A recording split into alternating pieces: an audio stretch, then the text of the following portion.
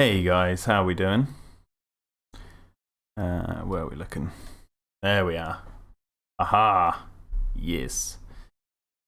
So how are we doing this evening, everyone? Happy 2020. Cretaceous the Hunted says, hey Jack, how are you doing? Redhead says, hello there. Bancroft Family Productions says, hey Jack. Gary Pfeiffer says, happy new damn year. Yeah, no. Yeah, 2020, here we go. James Thompson, aka British Tyrannosaur, says, hey yo.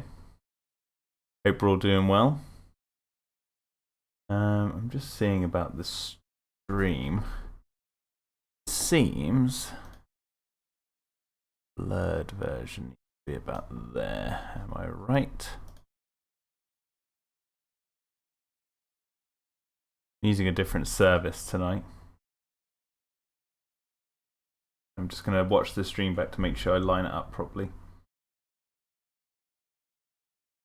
Yo MT, yo Oscar, yo Zul, how are we all doing?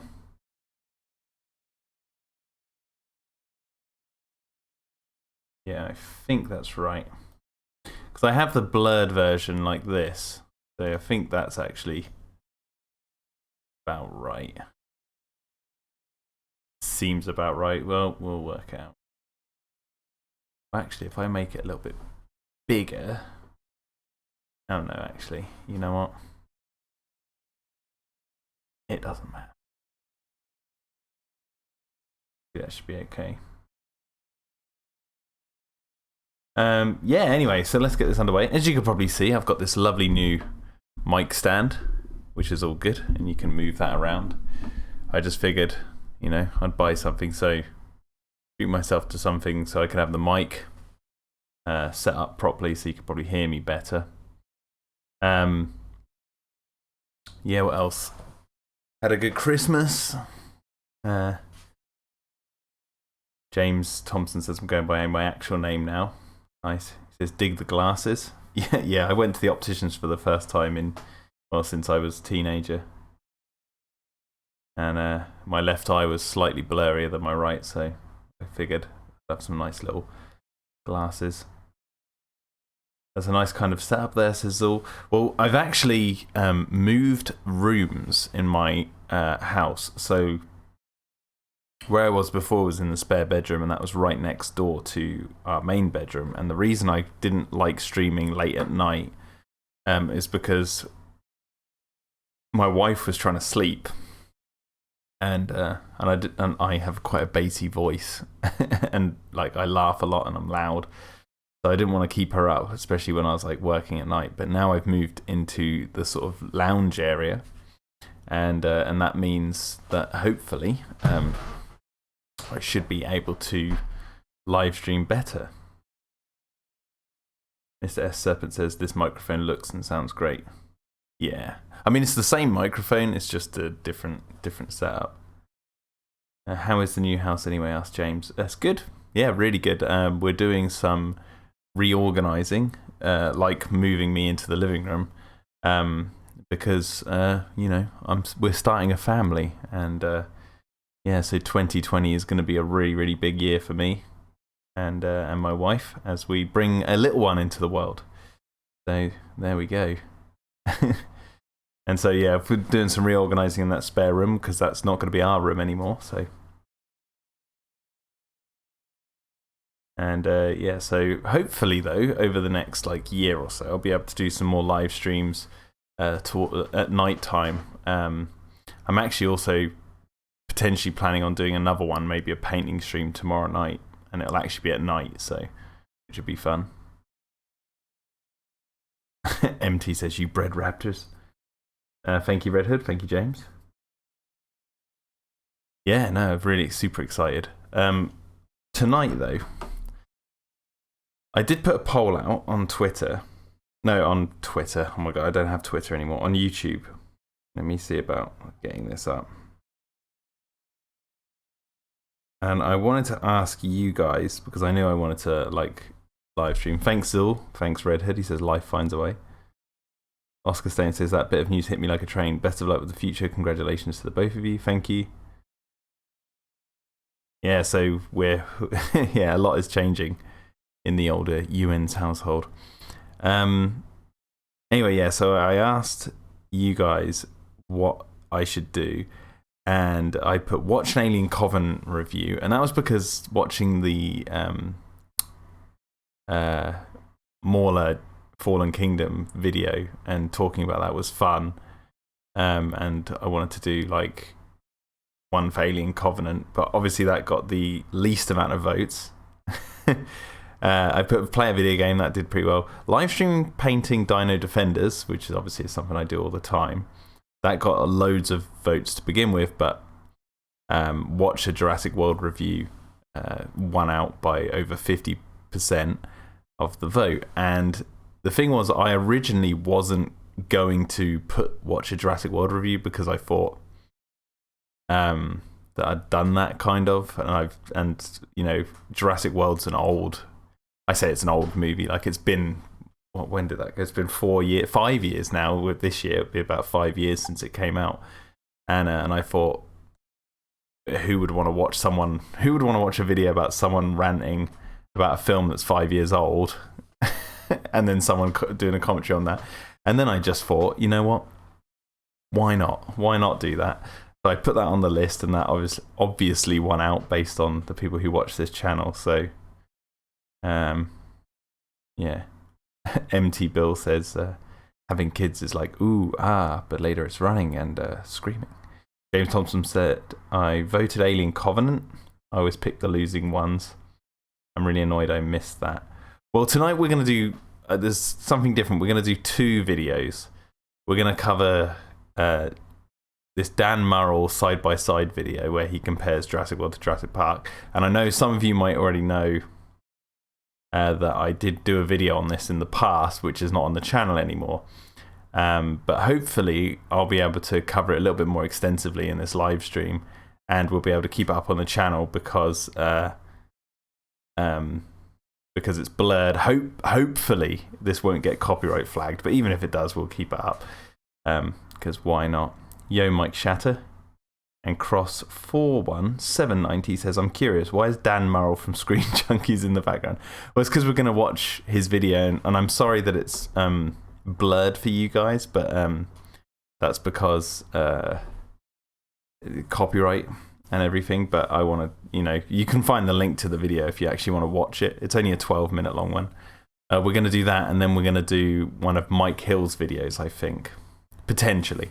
And my friend Jack Ansel, who's been in a few of my videos on the channel, he might actually turn up to comment along with me. He was meant to be here at 7, but then he messaged me to say that he was cooking. So, but yeah. Just another update on Dino Defenders, episode 3. I've been working on that solidly. I say solidly, I mean as much as I can, throughout the Christmas period. And I won't obviously go into too many spoilers, but I won't go into any spoilers aside from saying that what I'm currently working on right now is a dinosaur attack, and it's like one of the major moments of episode 3. And so there's a lot of animation to contend with, so it's taken me a while just to get a few frames done. But the ball is rolling pretty good on that, and so far so good with episode 3. So if like, because what this channel has evolved into is I'll do a live stream every now and then, and then there'll be great swaths of time when nothing will happen on the channel. But that's because I make like 6-7 hours worth of content in the live streams. More sometimes, as opposed to making like short 10-minute videos once every day. I do like massive live streams, and then I won't do anything for ages. But in those periods where I'm not doing anything, that is because I'm working on Dino Defenders. But I do have some a Pterodome video that I've got planned for early 2020, maybe within the coming weeks. I'm just thinking, because I'll say I went and saw the new Star Wars, and and Star Wars is one of those subjects that I don't usually talk about on the channel. And in the Pterodome episodes, there's loads of little nods and jokes about Star Wars, about how much I don't like it in those episodes. And I went and saw the new one because the family over Christmas were all going, and I couldn't be rude and be like, oh, I'm going to stay at home. So I thought I'll go watch it, and I couldn't believe what I was watching. It was horrendous. So I've got like maybe a Star Wars Pterodome episode planned, but I'm still working out some of the logistics of how I want to go about tackling Star Wars without covering ground that like a million people have already said. But I have an idea for it, and it might be a really silly one. James Thompson says, to be honest, I wasn't in the mood for this until I started trying good faith criticism for my dumb podcast on shark movies. It's good to talk about how we discuss things. Yeah, most YouTubers schedule. That's most YouTubers' schedules. Yeah. Well, the reason I ended up also putting these Jurassic World videos on this lit vote for people to vote on was also because I felt like I wanted a good rant, and I figured these ones would be good.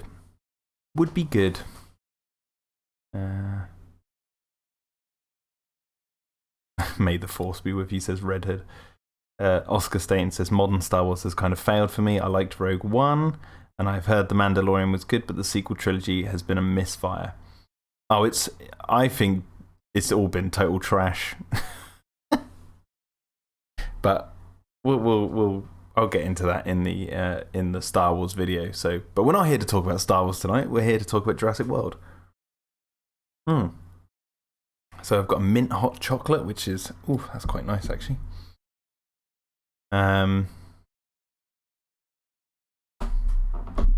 James Thompson says, it's great being one of 10 positive Star Wars fans left. Well, see, here's the thing. I wouldn't really necessarily call myself a Star Wars fan. I know more about Star Wars than I probably should based on how many YouTubers I've watched videos on Star Wars. And then it's like, the information just sits in my mind. And it's like, well, I know more information about Star Wars than I would do if YouTube didn't exist.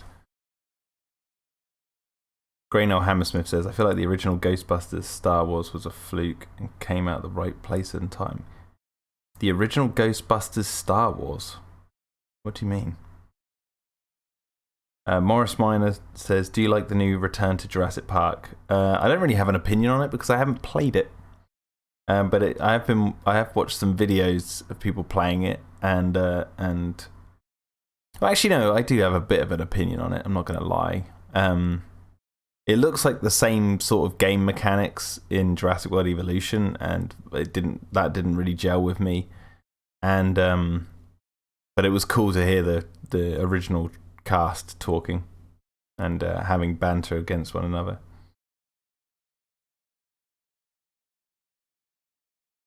Bancroft says, Jack, while you're working on an animated series and creating a family, I'm learning Mandarin. Priorities, eh?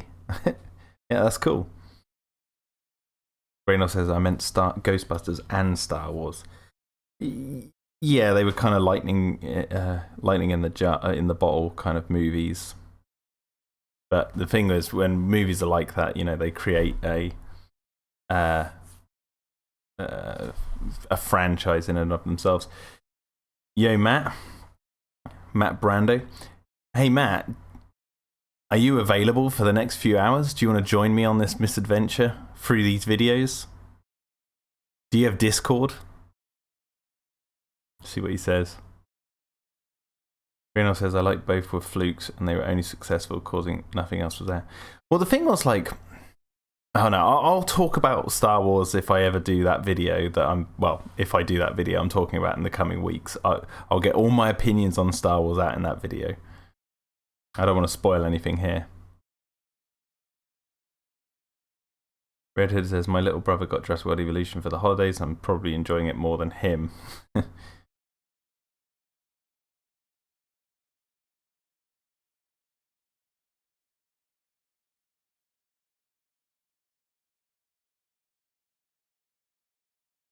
Yeah, it's just some of the game mechanics in Jurassic World Evolution I don't like.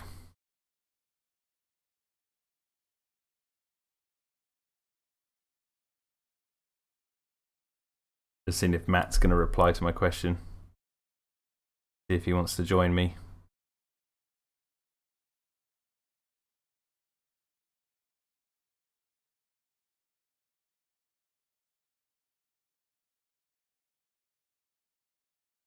James Thompson says, "Forgive me if I don't watch that." Watch what? The Star Wars review? The Star Wars as a franchise review. Not just the new film. Star Wars as a franchise review.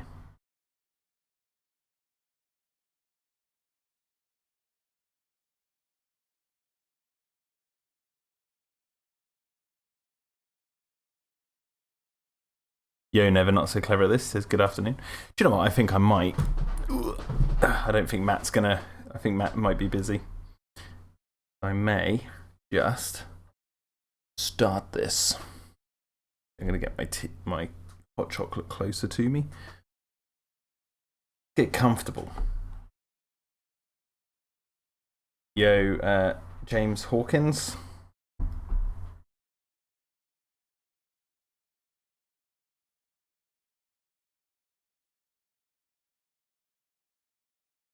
Zool says, will a JP first-person survival horror game please all the fans in general? Yeah, if it's good. It depends. Depends on if the game's good, obviously. Yeah, James, Hawkins, I'm getting the damn vid out of the way first. James Thompson says, cynical things I'm trying to avoid as it puts me down is all. Hey, you might find my video funny. Like, who knows? Who knows? Anyway, I'm going to get on with this because I don't think Matt's there. But yeah. So this is Dan Murrell from Screen Junkies video. When did this come out? This came out June 11th, 2017. So okay, it's you know, a year and a bit old. But here we go. We all know that feeling. You have to let me know if you can hear it okay in the chat. Hopefully you should be able to. And turn it up a little bit. There we go. Walking out of a movie you wanted to love, but something just didn't work for you. Now this can happen for so many reasons. An underwritten script, lackluster directing, or maybe the movie's just not your style. But every once in a while, you can help pinpoint the problems with a film by putting it next to a similar one to compare and contrast. That's what we'll be doing today as we look at Jurassic Park and Jurassic World side by side.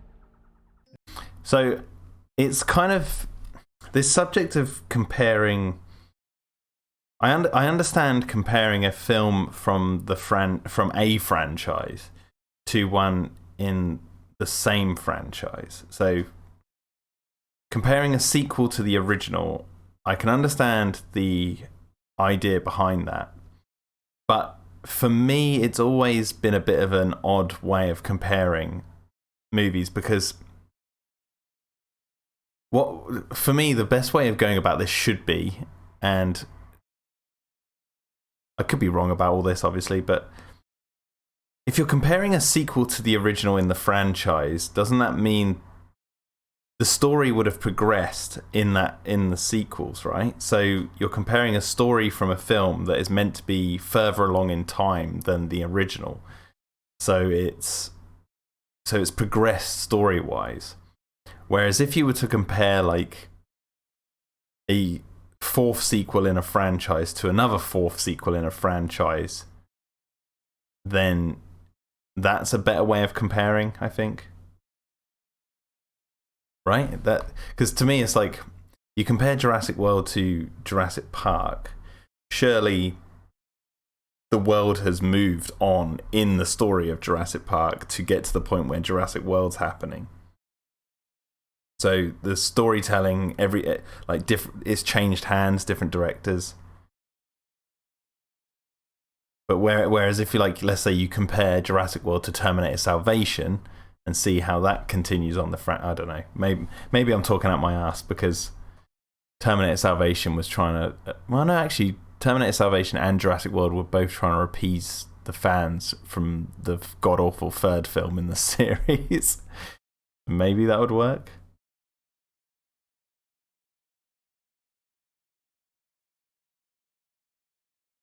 Yeah, you can, as James Hawkins points out in the chat, you can compare remakes, but continuations, it's a bit odd.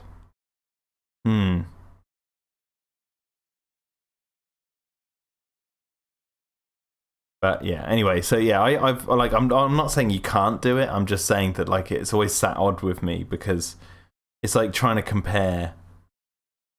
You're comparing the stories of chapter 4 of a story with chapter 1 in the same book, if that makes sense. When you talk about sequels and franchises, whereas if you compare 2 book series that each have like 4 chapters, then you can compare how they balance things from the beginning from there, right? That's what I'm trying to say. That might be a bit more of an interesting way of comparing a film side by side with something. Like, how does it handle the world building? How does it handle the characters and all that? But yeah. Now, I've been on the record early and often about my problems with 2015's smash hit Jurassic World. You can knock $100 million off the budget of this movie, same script, call it Escape from Dinosaur Island, and it would be a Sci-Fi Channel original movie, and no one would know the difference. So many people have I've already talked about, because as I mentioned, I did this video like a year or so ago, and I remember talking about this, saying his argument here where you knock $100 million off the budget, same script, and he says it would be a sci-fi channel movie and no one would know the difference. That's such a stupid and convoluted argument to make, because if you knock $100 million off the budget, you're not going to be able to make... He's basically saying, as far as I can tell, that Jurassic World looks and acts like it had $100 million off its budget and it's acting on a sci-fi channel. I get that.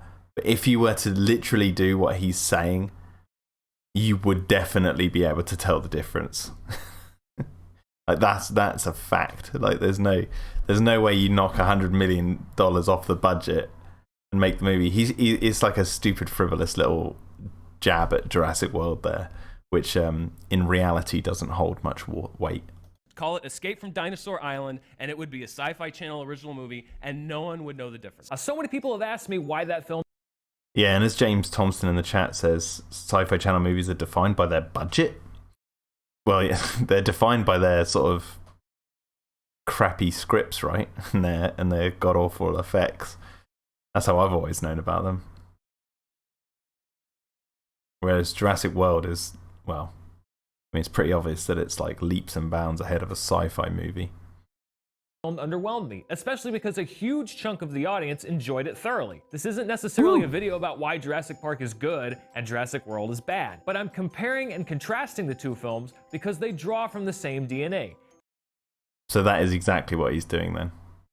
How each movie approached its characters and structure differently, and why I think the original is a much more effective movie. Now So he is saying Jurassic Park, he's comparing Jurassic Park and Jurassic World together side by side to say Jurassic Park's better. That's like... But he says he's not doing that. He's not doing that, but he is doing that.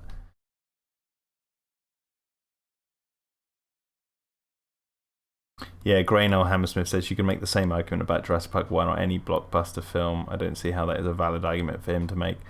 Yeah, knock $100 million off the budget of Jurassic Park and make it, then it could be a Sci-Fi Channel movie. let's start off with characters. This is a place where both movies share a lot of similarities. Both feature a male and female protagonist who are romantically involved. Yeah, but they're doing different things, right? Let's hear his argument. Yo, Michael Pierce. He says, congrats on the little one. Hope you're doing well in the new year. Thank you very much. And yeah, so far this year's been amazing. Anyway, let's continue to hear what he has to say. Both have two siblings whose parents are getting divorced, and both feature a charismatic supporting cast to fill out the roster. So, why did I find the characters in Jurassic World so forgettable? Let's break it down. At a basic level, movies could give you He's asking the audience, why did I think these characters were so forgettable? Okay, well, let's hear him out. Information in two distinct ways, showing and telling. The original Jurassic Park does a lot of showing, choosing to do much of its character work through inferences and supporting details. For example, we aren't told directly that Alan Grant and Ellie Sattler are a couple until almost halfway into the movie. You two are, yeah. But we know that they're together through their behavior. Even though it's subtle, the movie allows the audience to infer that they're a couple. The movie shows us the information and we draw the conclusions. It's not that subtle. Like, as soon as we see Grant, he lifts his head up from the camera and he says, I hate computers. And then Ellie says the feeling's mutual. And then she puts her arm around him. It's not exactly subtle. It's like the very first thing you see with Alan and Ellie is that they're very close. Yo, Big Shark. Jurassic World, on the other hand, relies mostly on dialogue-heavy exposition to introduce its characters. Instead of providing subtle clues that Owen and Claire crisp. Oh, I remember this. I remember this from when I last watched it. So he says that Jurassic World uses dialogue-heavy exposition, but he shows only exposition from one scene in the movie. And there's a reason for that one scene, which I'll go into in a minute. Pratt and Bryce Dallas Howard have a past. The film gives us an extended dialogue scene detailing that past. That's why you and I never had a second date. Wait, did he say extended past? Let me just go back, sorry. Chris Pratt and Bryce Dallas Howard have a past. The film gives us an extended dialogue scene detailing that past. That's why you and I never had a second date. No. Excuse me, I never wanted a second Prints date. out an itinerary for a night out. Now, of course, every movie has expository dialogue scenes in it. But one of the things that elevates a script from average to great is how it uses its time to communicate character details effectively. Instead of crafting a more subtle way to introduce Owen and Claire's past, the movie hits us over the head with it. What kind of a man shows up to a So, okay, yeah, he goes straight back to this scene is what I'm saying. So he says that Jurassic World hits us over the head with its exposition about these two characters going on one date. That's their history. It's not like Alan and Ellie have a lot more history because they've been on way more dates. They're talking about potentially having children, like, or they're like talking about that maybe marriage. You know, that's what the story's hinting towards. You can gather from Jurassic Park that they've got way more of a history than these two who went on one date and it didn't work out. So this dialogue-heavy exposition scene is only there to let the audience know that these two went on a date and it didn't go well. And that's it. That is their history. Like, if he says show and not tell, he's talking about how Jurassic Park is all show and not tell. Whereas in this scene, look at... Well, I mean, I know it's blurred, but let me unblur this for you guys for a second.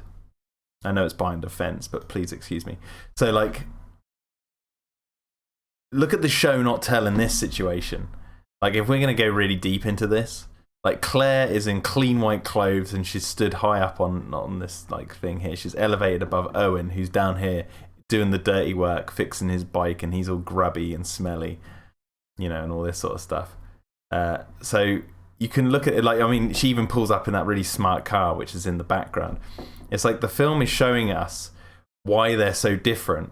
And then when they say they're bickering about that one date they went on, it's like you understand that. And it's all in this one scene. And that's why Dan Murrell can only go back to this one scene to say this is where he's like inferring like this exposition, excuse me, has been going on throughout the 2-hour mark of this whole movie. Like, he's acting like all there is exposition about these two and their past in dialogue. Whereas, like... But he said beats us over the head with it. It's like, it's one scene, dude. Calm down. Jesus. Anyway, I'm going to blur this again, and then we'll go back. date in board shorts. We see this again with the characters of Tim and Lex in Jurassic Park and Zach and Gray in Jurassic World. Both have parents that are going through a divorce. In Jurassic Park, this is established with one line at the very beginning of the film. I like how he gives Tim and Lex the part of one line of the exposition and then doesn't give the one, like, sort of but basically one line of exposition with Owen and Claire in that one scene. He doesn't give that a pass. Like one rule for one and not the other. He had to leave early. He wants to be with his daughter. She's getting a divorce. Well, I understand that. In Jurassic World, this plot point is brought up 3 separate times: when the kids leave for Jurassic World, when Claire talks to her sister, and when Zach and Gray talk about it on the monorail. That's because in Jurassic Park, Tim and Lex, the reason we hear about the divorce is because that's the reason they're on the island. Now, in Jurassic World, that is the reason they're on the island, but it also is playing into the plot for these 2 characters because there's no adults going to rescue these kids. Or at least, like, there's no, like, Grant figure who they have to latch onto. The whole point of Zach and Gray's storyline is that they're going to be lost in the park, and while Owen and Claire are bickering to try and find them, they do want to rescue them, obviously, but they don't actually ever meet up until the boys have made it back themselves.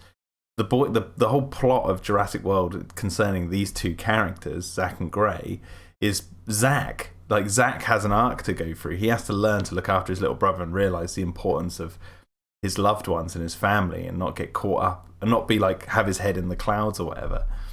And he needs to, like, learn that. That's the point. So it's like, there's more reasons why they bring up the divorce plot, because that is exactly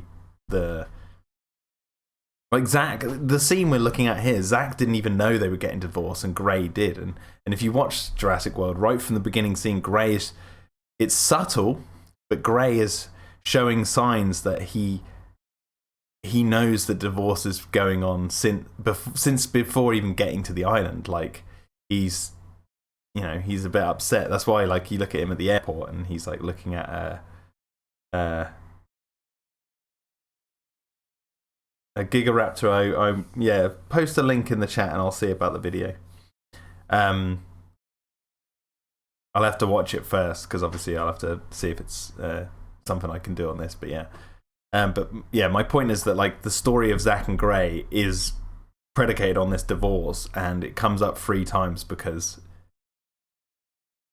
it's important to their story. Whereas in Jurassic Park, Lex and Tim's divorce plot was only mentioned once because that's all we needed to know to realise why they were on the island.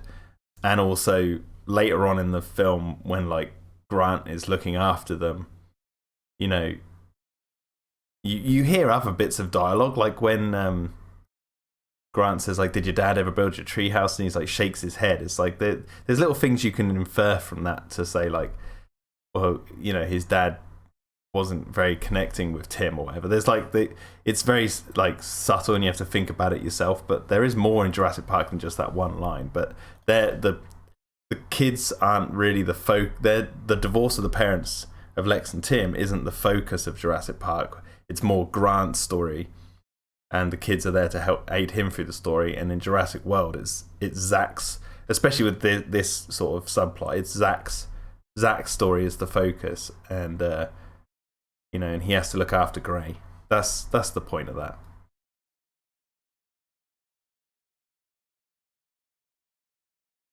Oh, Gigaraptor, Spielberg subtext Jurassic Park analysis by Mike Hill.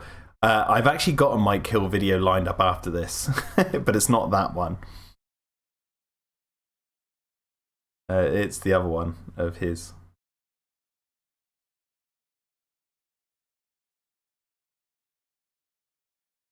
Well, Cretaceous the Hunted says, I thought Zach and Gray went to the island just for a vacation and to see Claire Deering. I knew they were talked about the divorce on the monorail, but I had no idea that's why they went there. Well, that's why you see their mum. If I just go back, it's this scene here. Talks to her. Let me just unblur that for you guys. So this scene here with you know, their mum. She's in the divorce lawyer's room, like they're going through the divorce here. The reason the parents send them to the island is to essentially dump them with Claire while they're going through a divorce, because they don't want to, like, you know, upset the kids. And the funny thing is, that's Zach and Gray's story, is the fact that Claire doesn't want to look after them at the beginning because she's too busy looking after the park, and the parents don't want them to be there because they're getting a divorce. So the story of Zack and Gray is that they're on their own, and that's why it's important for Zack's character to learn to look after his little brother, because that's the whole point of his arc. This is what I don't get about people who watch Jurassic World, and they always say like the bloomin' divorce plot doesn't go anywhere. It's like it does. It's like it does go somewhere. It goes into Zack. Like the whole point is Zack's story.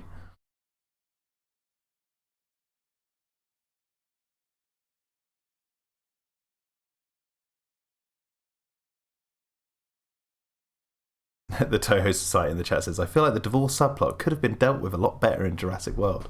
How? Explain it. How do you mean a lot better? It's all well and good saying that, but you got to explain how. How do you think it could have been dealt better?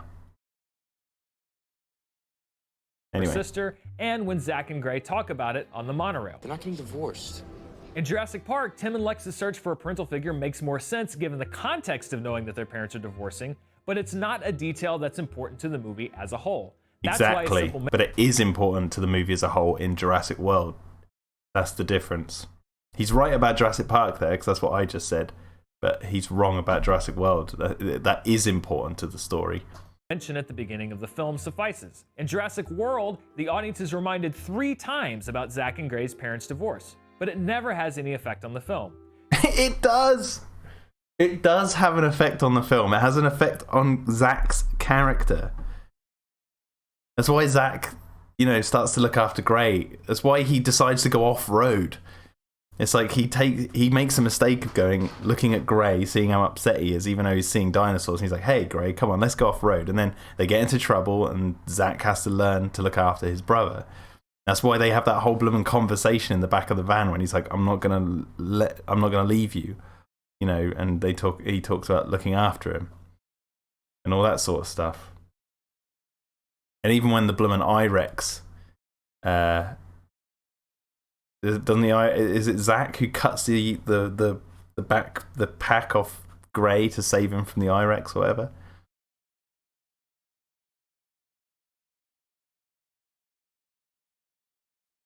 When a movie keeps reminding you of something, it's telling you that what you're seeing is important to remember. When things like these aren't properly developed, it's confusing, and it leaves you asking, why did they show me this? Instead of taking time to give its characters depth, Jurassic World fills its runtime to the gills with several plot lines, many of which serve no narrative purpose other than to take up screen time. And when a movie does this, it often results in things that happen in certain ways for no apparent reason.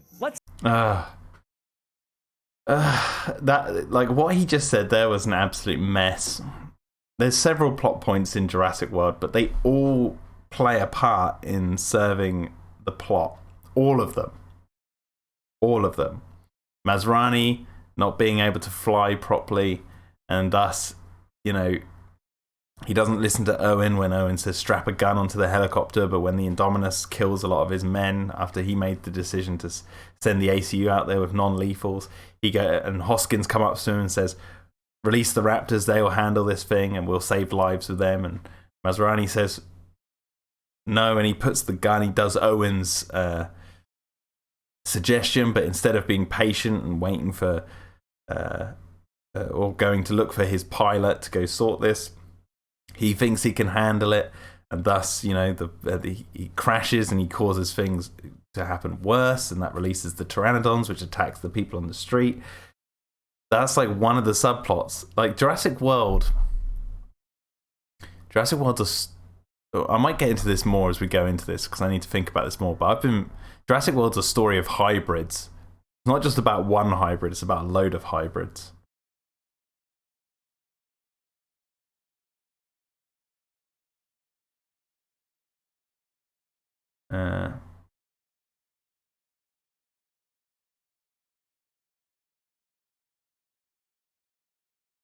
Toho Society says, I suppose it could have been done a bit better by fleshing out Zack and Gray's characters a bit more. Maybe give them a few more scenes of dialogue of them going through the park and restricted area. There was a shot, like a deleted scene of Zack taking off his band and throwing it, and they're walking through and they're sharing chocolate or whatever.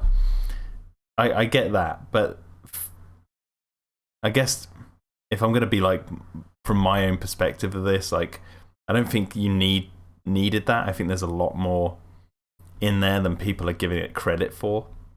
It's just like people like Dan Murrell say, why are they showing me these scenes? That he doesn't dig any further. Like, he just leaves it at that. But yeah. But what he just said there about all these subplots not going anywhere, it's like, no, they're all leading into the plot. Like Masrani dying through all what I've just said leaves the door open for Hoskins to come in and try the Raptors and thus rope Owen and Claire into the situation as well. Or at least rope Owen into it. But yeah, Jurassic World is a story of hybrids. You know, you got the actual Indominus, which is a forced together hybrid of like mixture of DNA or whatever, and then you've got the hybrid of human and raptors working together, and then you've got the sort of hybrid of Owen and Claire working together, the two opposites who are trying to work together, and then you've got the story of Zack and Gray who are like trying to work together. Like it's almost like I might be overthinking that a little bit, but it might be wish-washy language I'm using, but it's like for me, I really think there is something there to do with like the story of hybrids of different types.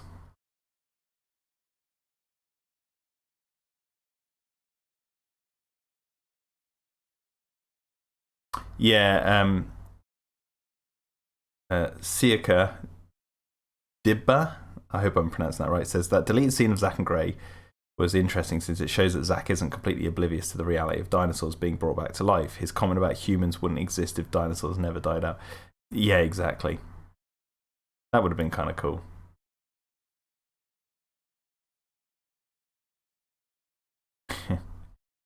Yeah, right. Anyway, let's continue. Let's take a look. Actually, I'm going to back it up a little bit so I can remember what he just said. And when a movie does this, it often results in things that happen in certain ways for no apparent reason. Let's take a look at one of the biggest examples of this in Jurassic World, the death of Zara, Claire's assistant, who's been assigned to watch her nephews. Now, the movie plays her death out in a prolonged sequence that seems to revel in her demise. She's terrorized by pteranodons, dropped into a water tank, terrorized again, and then eaten by the Mosasaurus. Now, the way this sequence is staged frames Zara's death as an action sequence. But did the character of Zara deserve the death? Zara's death is an action sequence because she dies within an act. It's like an action sequence because it is an action sequence. The whole pteranodons attacking Main Street. It wouldn't be a very impactful action scene if those pteranodons were eating people and it wasn't an action scene. Death she was given? This is the kind of death that movies often save for the villain. For example, Nedry in Jurassic Park, who's humiliated by falling down a ravine, blinded by Dilophosaurus venom, then viciously ripped apart. Now, this works in the movie because Nedry's character has earned his death by sabotaging the park and betraying his employers. Even the lawyer Gennaro, who's ripped apart by the T-Rex, commits the cardinal sin of cowardice by abandoning Tim and Lex. How boring would it be if you started watching movies and you knew exactly who was going to die and at what time because they earned or deserved their deaths? I think that's one of the unique things about Jurassic, especially Jurassic World and The Lost World, and Jurassic Park 3 until Billy, it's revealed Billy's alive. It's like, I've said this a million times, the reasons, like, whether you like them or not, the reasons behind Zara's over-the-top death is because it was the first on-screen death for a woman in the series, and obviously they wanted to make it a memorable kind of thing to be like, hey, women aren't safe either. These are dinosaurs. They don't care who they're eating or whatever. And obviously I like the death scene because it shows that dinosaurs don't care, I think, and it was surprising. Did she deserve the death? Of course not. Of course not. But that's the point. And I think what annoys people about this, and I will agree that this could have been done a little bit better. Maybe that they could have shown Claire's reaction to her death and had given it a little bit more weight, but at the same time, I know I bring this up with other Jurassic fans out there, but you know, Muldoon dies and no characters mention Muldoon ever again in the movie. It's like they just bugger off and leave him. Obviously, Ellie told the others about Malcolm's death and Arnold's death, but they never mention them, and they're like major characters compared to Zara. So like, I get that it would have been easier. It would have been easier for them to show like Claire's reaction, all that, and I believe that would have been quite good, but I still think the film works without showing that.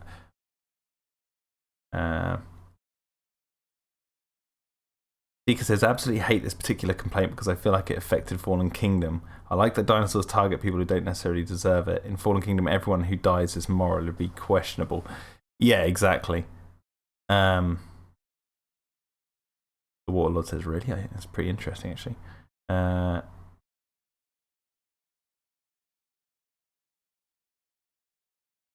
It did have an effect on Fallen Kingdom.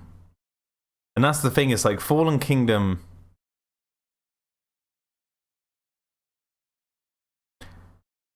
There was... I mean... Lockwood is the only one that throws the spanner in the works when it comes to that, because did Lockwood deserve to be murdered? I mean, there is a death in Fallen Kingdom that is in the sort of, you know, can bring up moral arguments about playing God and all that sort of stuff. Like, did Lockwood deserve to be smothered by Mills? I don't think so. But he wasn't killed by a dinosaur, so, you know, there is that.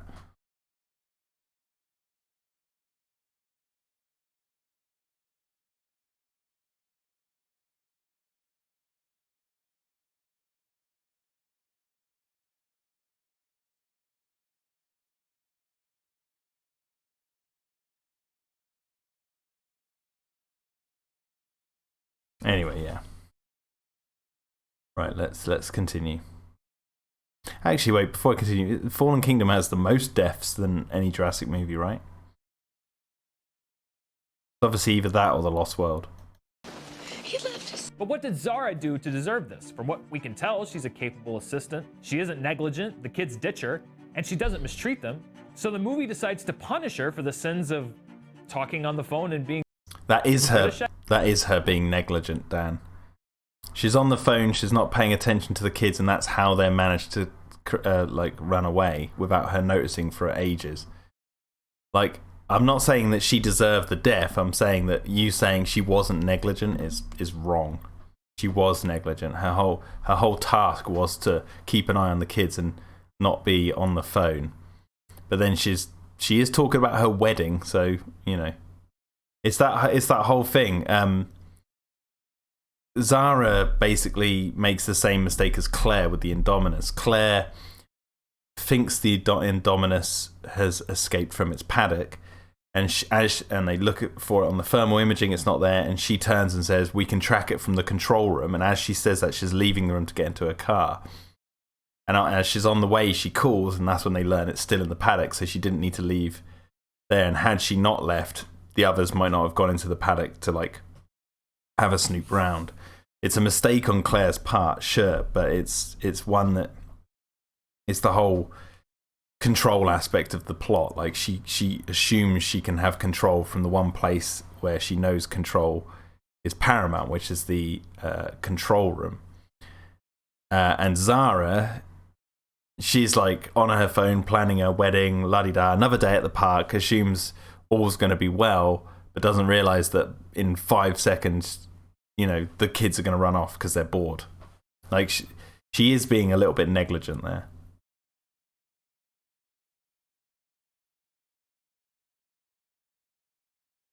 I guess.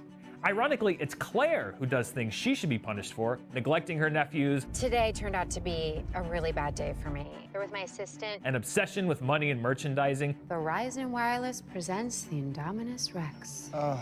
Failure There's nothing wrong with liking money and merchandising. Oh wait, I've just realised I've not blurred this. You know what? I'm gonna keep it off. If I get copyrighted, I get copyrighted. I just want to point out, Dan just said that that Claire deserves the death more than Zara because she likes money and merchandise. Yet he is stood there with a Screen Junkies t-shirt on.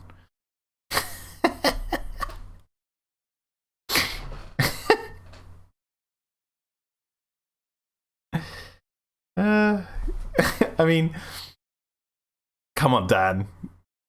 By your own admission, Dan, you should be eaten by a mosasaur. Come on. Nothing wrong with liking money and merchandise. Jesus.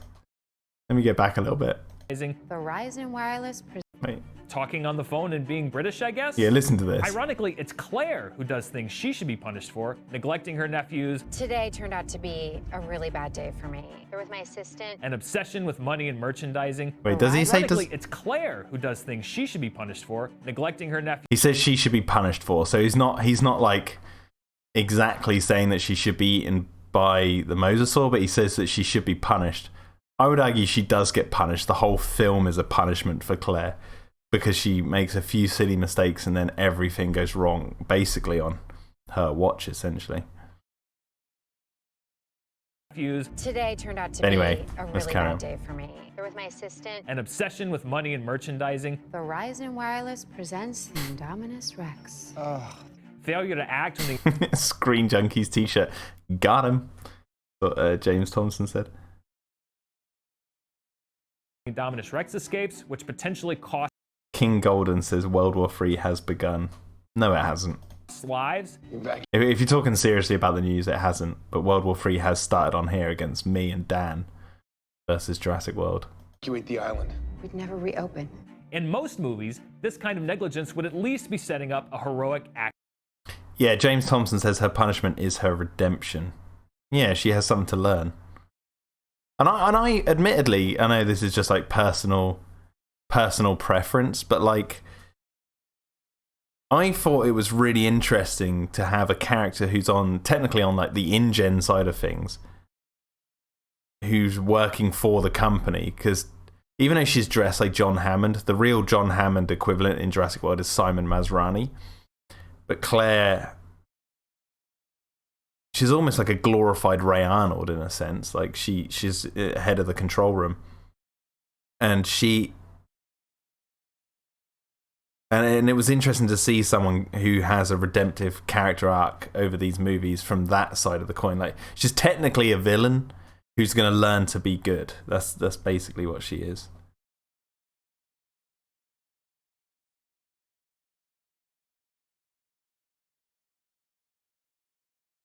Iran has struck back. Have they really? I thought that they hit some sites. They did some posturing, basically. They fired some missiles at a base, but it didn't cause anything, and then they're de-escalating now. So yeah. Anyway, on with this video. Act of sacrifice. But she's never punished for these actions. Instead, we're told she's the hero of the story. He says she's never punished for these actions when he shows her literally panicking, driving away from some velociraptors. Like a velociraptor's head burst through this window and nearly snapped her head and bit her arms off or whatever like that. She is being punished. Like, that's the whole thing. Instead, we're told she's the hero of the story, despite the fact that she really has no redemptive arc.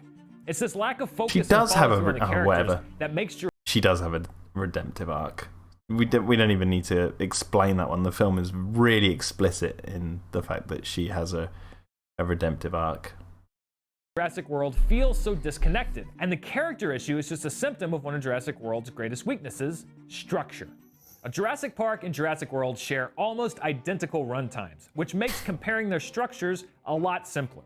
One major difference between the two films is that Jurassic World suffers from a phenomenon that I call fourth act syndrome. It's when a movie wraps up all the main plot threads you've been watching thus far in order to set things up for an even bigger finale. The movie basically hits the reset button. 85 minutes into Jurassic World, Zach and Gray are reunited with Claire, the public is rescued from the escaped dinosaurs, and Owen and Claire's flirtation is resolved. The movie now becomes about Vincent D'Onofrio's character Hoskins and his plan to use raptors as weapons, which means all the characters who are now safe have to be put back in danger by an entirely new set of circumstances. Now, there's absolutely no reason why Claire and her nephews need to be present during these events, except to set them up to be endangered at the end of the film. well, the whole raptors being released have been dripped from the beginning of the film. Like, I've already talked about how Hoskins goes and talks to Masrani about releasing the raptors, and Hoskins is there going, they're going to learn all about their new asset now. They've been dripping this sort of corporate, I don't know what's the way of wording it. Like, Wu and Hoskins have been working in secret on wanting to test that. They've used the Indominus as an experiment and all this, that, and the other. That was set up in Act 1. It's been like dripped and drabbed, and then once the Pteranodon's attack is sort of over, that's when Owen learns that the raptors are going to be released. Now, it's a bit, I don't know, it's a bit what's the way of wording this? Seems a bit redundant to say that these characters are out of danger when they're literally on an island where there is a hybrid running around eating people. Like, they're not technically out of danger until they're completely off Isla Nublar. And Claire doesn't want the kids to leave, and she's technically in charge still. Well, she wasn't in charge. Masrani was technically in charge when he was alive, but when Masrani died, which obviously Claire witnessed, and then Owen learns that they're using the raptors to escape, Claire will obviously want to go to oversee what's happening, because she hasn't lost her job or anything at this point. She still has some responsibility to what's going on. So, them all being there, she obviously, like I said, she doesn't want to leave her nephews anymore. She's already learnt that lesson. It's like they have to go stop the bad guy, the Hoskins. Like, that's still an unresolved story plot. So I don't quite understand what he's complaining about. From my understanding, he's saying that when all the characters are happy, that's when the film should just stop, right? But at the same time, in Jurassic World, when all the characters are technically, by Dan Murrell standards, happy and their arcs are all finished, there's still unresolved problems to face. Like, there's still the Indominus running around. Hoskins is about to release the raptors, and you have like what to do with all the 20,000 people who are like waiting for the ferries. Yeah. Yo, Neil Finart. He says, "Wow, I'm actually here when you're live." Well, yeah, I'm going to start live streaming in the evenings a lot more, so we should start to get more. You should be able to catch them a lot more. Yeah, I totally don't understand Dan Murrell's point here. It seems really stupid. And while the dinosaur fighting finale looks cool, it feels unearned. Claire's decision to get the T-Rex isn't a payoff to... Facts don't care about your feelings, Dan. Feels unearned. Oh, what does he mean by that? Like, the whole point of Jurassic World is building up to this climax. Finale looks cool, it feels unearned. Claire's decision to get the T-Rex isn't a payoff to anything set up earlier in the film. The T-Rex is barely glimpsed throughout the entire movie. And Claire never even acknowledges its existence or any aptitude for knowing how to lure it to the fight until the movie. She works at the park. Like, what? And also, he's complaining about... Oh my god. The whole point of Claire releasing the T-Rex isn't about the T-Rex, it's about Claire. How is he missing this? Oh, thank you, Ziaka. I love your commentary on Fallen Kingdom. Cheers. T-Rex isn't a payoff to anything set up. I've just realised something. We're missing the Endoraptor. But blam! Let's get that back in there. Earlier in the film, the T-Rex is barely glimpsed throughout the entire movie. And Claire never even acknowledges its existence or any aptitude for knowing how to lure it. It is a payoff for something that happened earlier on in the film. It just wasn't the T-Rex that it was the payoff for. It was Claire. It was Claire releasing, willingly losing control. Like, it's Claire. She's all about control at the beginning of the film. She wants to control every aspect. She wants to make sure everything's going perfect. By the end of the film, she willingly and on purpose releases the arguably the biggest predator outside of the mosasaur on the island, because I don't think the Indominus is fully grown yet. She willingly releases the biggest predator to take out this thing that has caused all this problem. So it's like that's the whole point. It's not that was set up earlier in the film. To the fight until the movie needs her to do these things. It's as if the movie knew it needed a big dinosaur fight at the end and haphazardly put the characters where they needed to be in order for this to happen. Good scripts exhibit a structure that I call because storytelling. In Jurassic Park, the raptors escaped because the main systems were reset, because Nedry sabotaged the system, because he was disgruntled and underpaid, and so on. Jurassic World has a structure that I call and then storytelling. Hoskins unleashes the Raptors, and then they turn on Chris Pratt, and then they change sides again, and then they team up with the T-Rex against the I-Rex. None of these events are connected to each other, they just kind of happen.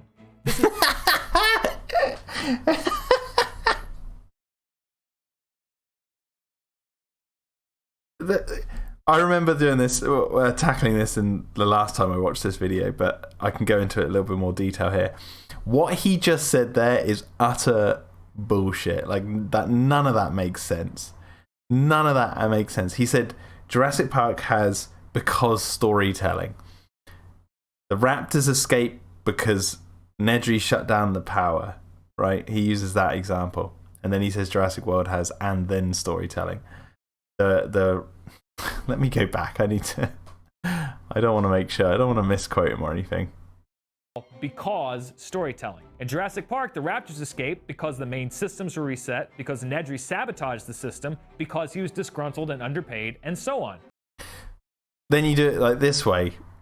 Nedry was disgruntled and paid, and then he sabotages the system, and then the Raptors are released.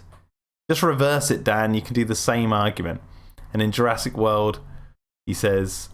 Jurassic World has a structure that I call and then storytelling.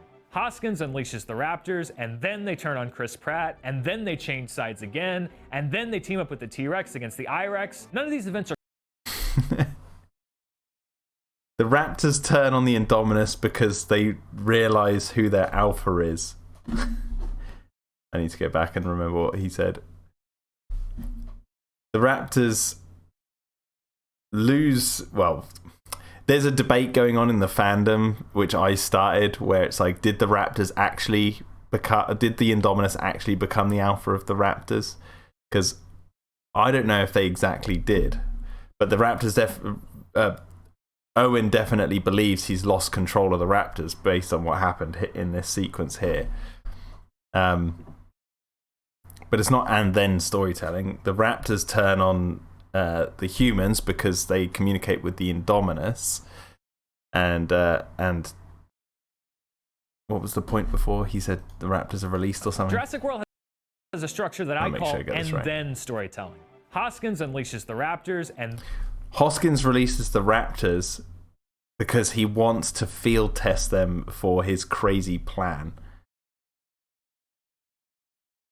And the Raptors turn on the humans because they talk to the Indominus. And you can just reverse it. Oh, she is bigger than the T-Rex. Okay. She was very similar size to the T-Rex. Yeah, they're the exact same type of storytelling.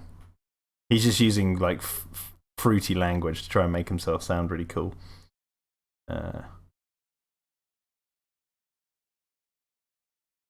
Big Shark 9000 says, "Hey Jack, quick question: how did all the dinosaurs break out? In which one are you talking about? Which film?" then they turn on Chris Pratt, and then they change sides again, and then they team up with the T-Rex against the I-Rex. None of these events are connected to each other, they just kind of happen. Also, there is debatable whether the Raptor actually teamed up with the T-Rex. They were working together they both wanted to kill the Indominus. That doesn't mean they were aware that they were working together. They were just ignoring each other because they both hated the Indominus, right? Some animals do this all the time, and then they might attack each other.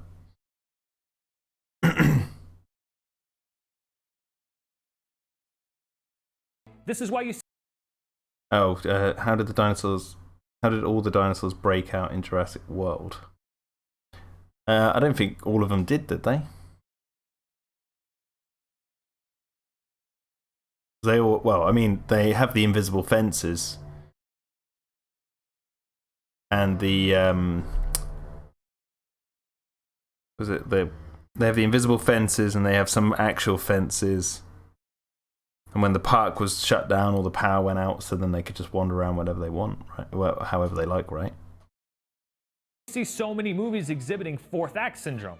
You can only do so many and thens before you have to reset your pieces and start over. But I know what some of you might be thinking. Didn't Jurassic Park do the same thing with the raptors in that movie? Weren't they also introduced late in the film as new enemies for our heroes to overcome?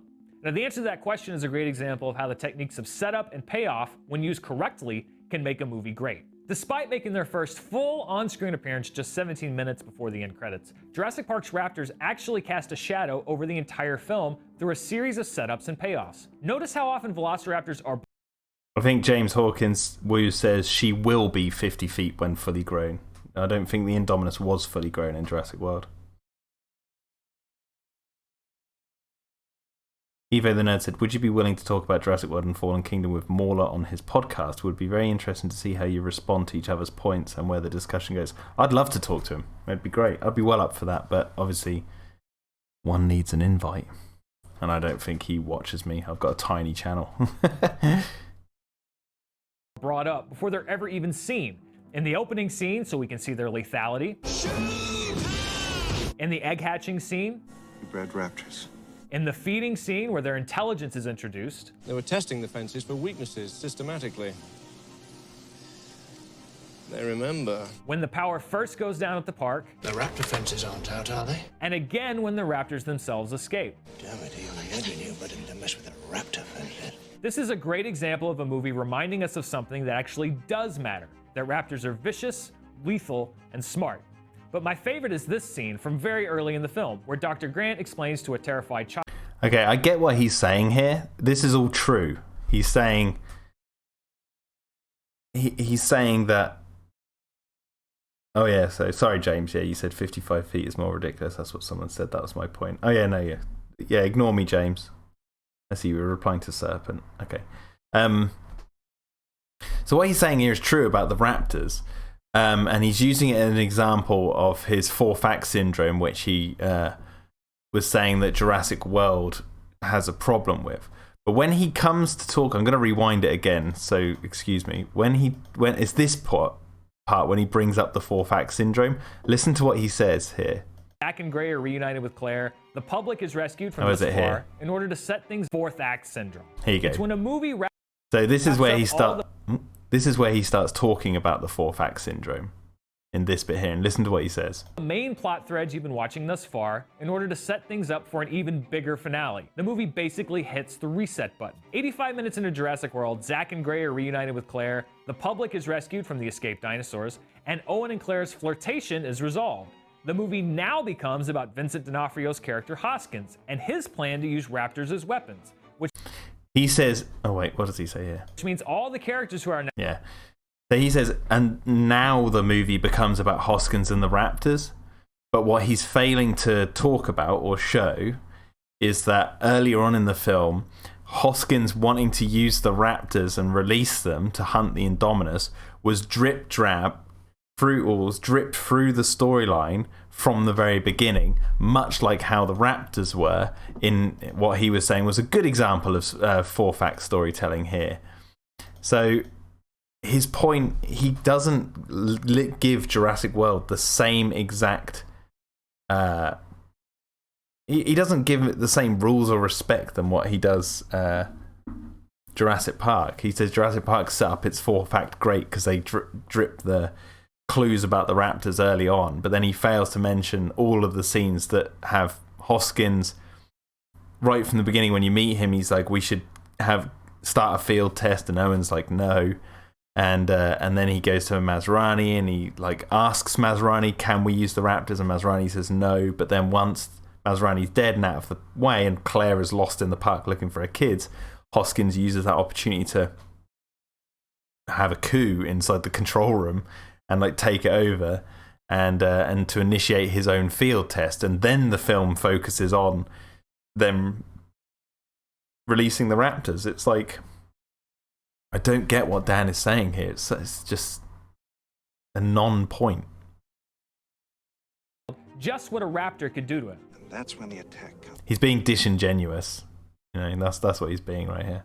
It's not from the front, but from the side. From the other two raptors, you didn't even know were there. Now, what plays as a comic moment at the beginning of the movie is actually set up for Muldoon's death later in the film. We're being hunted. Oh, God. From the bush. And because we saw Skip Dr. over. Grant's speech earlier, we now know something that Muldoon, a hunter who supposedly knows everything about raptors, doesn't know or realize. Everything he's saying here is right, but I have no idea what it has to do with Jurassic World. This is called dramatic irony, when the audience knows something that the character doesn't, and when it's used well, it can make for great drama. Clever girl. One of the reasons Muldoon's death is so memorable is because it's the payoff to a narrative thread that was planted over 90 minutes earlier. As a matter of fact, most of the dinosaurs in Jurassic Park have traits that are set up early in the film, like the T-Rex's visual acuity, Maybe his visual acuity is based on movement, like T-Rex. and the Dilophosaurus venom's toxic effects. We now know Dilophosaurus is actually poisonous, spitting its venom at its prey. Compare this to the Indominus Rex, whose abilities See, he's skipping over points. Like, he was talking about fourth act syndrome, and then now it's evolved into this dinosaur point when he didn't talk about why Jurassic World's fourth act syndrome didn't work. Well, he did, but he didn't. He left the information out, and he edited around certain problems. seem to be made up on the spot to fit the scene that it's in. That thing's part rat. Eva says if you contact Mauler, he'd probably invite you on their podcast. I don't know. I feel like I'd be imposing. I'd rather have a genuine invite. It hid from thermal technology. Really? When we know what to expect from the dinosaurs, it gives the scenes between dinosaurs and humans a key ingredient: tension. Muldoon tracking the raptor is tense because we suspect that there's another raptor stalking him, and he does not. To apply this to Jurassic World, imagine the scene with Chris Pratt and the park employees in the Indominus Rex pen. We don't know the Indominus Rex is in the pen with them until just before it reveals itself. But imagine if the movie had previously established that the I-Rex was able to camouflage itself and... The whole point of Jurassic World's plot is that the Indominus has been fiddled and tinkered with behind the scenes, and they're dealing with the repercussions of what Wu and Hoskins have been doing in secret. And that is the whole plot of that movie, which defines it from the first movie. This is why you can't compare them, because they're two different plots. Like... The whole point of the Indominus is that it's something that they don't know what they're dealing with, and we as an audience don't know.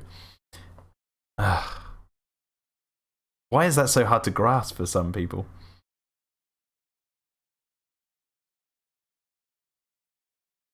hide from the thermal cameras. This scene would now have 10 times more tension. Instead of both the audience... I thought that scene... I know I'm comparing like opinions here, but I thought that scene was really tense because... You as an audience, especially you're watching the fourth Jurassic Park movie, if you go into Jurassic World and you're not expecting the dinosaur to be in that pen, like come on. I mean, even if you watch the trailers, you knew it was in there. Like the trailers spoil it. But like the whole tenseness of this scene, it comes from both aspects. You as an audience member sitting there going, is it still in the pen or has it escaped? The whole thing is tense because you don't know what the Indominus is doing. Right? That's where the tension comes from, because you're like, where is this giant dinosaur that they've made? It's tense whether it has escaped, and it's tense whether it's still in there. And the characters not knowing that the Indominus Rex was stalking, we would know that the characters are in danger, and they wouldn't. They're in danger whether the Indominus had actually escaped from its cage or whether it's actually you know what, whatever. He like Dan Murrell just doesn't understand Jurassic World at all. Like he doesn't understand the very simplest of storytelling.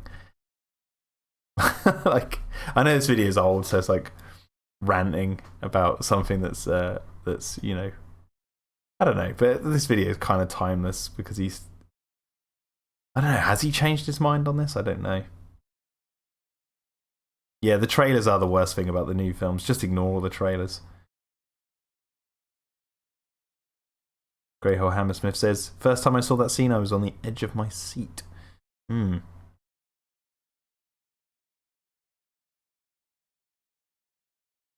It's a simple technique that, when applied correctly, dramatically ups the ante for a suspenseful. When it's applied correctly, guys. When it's correctly applied.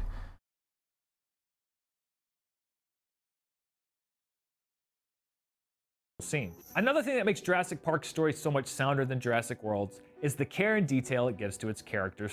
By the way, the story is more sound than Jurassic World's in Jurassic Park, but this video is not a video where he's comparing the two films to say that Jurassic Park is better than Jurassic World. Just remember that, guys. He said that he wasn't comparing them to say one Jurassic Park is better than Jurassic World, but Jurassic Park is better than Jurassic World.